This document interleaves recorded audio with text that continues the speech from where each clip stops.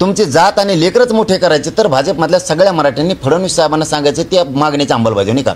तर मंडळी, तुमचं मत काय याच्या आणखीन एक नवीन भागात तुमच्या सर्वांचं स्वागत आहे। मराठ्यांना आरक्षण भेटणार का नाही हा प्रश्न सगळ्यांच्याच मनात आहे, पण आपल्या सकाळ दुपार संध्याकाळच्या आरक्षणाला गांभीर्याने घेत आता जरांगे पाटील परत काय म्हणलेत हे पाहूयात।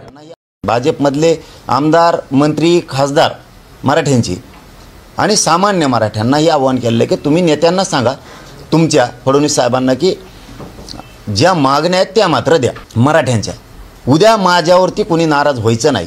उलट जातवान मराठ्यांनी जर फडणवीस साहेबांनी आचारसंहिता लागायच्या आत मराठ्यांच्या मागण्याची अंमलबजावणी केली नाही तर त्यांच्या बाजूने उभाच नाही राहायचं, स्वतःच्या लेकराच्या बाजूने उभा राहायचं। जातवान मराठ्यांनी हे काम करायचं आणि तुम्हाला तुमची जात आणि लेकरच मोठे करायचे तर भाजपमधल्या सगळ्या मराठ्यांनी फडणवीस साहेबांना सांगायचे त्या मागणीची अंमलबजावणी करा। तर जयस्वाल यांचं असं म्हणणं आहे की आता पवार साहेबांकडूनच घ्या, तेच देऊ शकतात, आता आरक्षण देण्याची हिंमत त्यांच्यातच आहे। तर आम्ही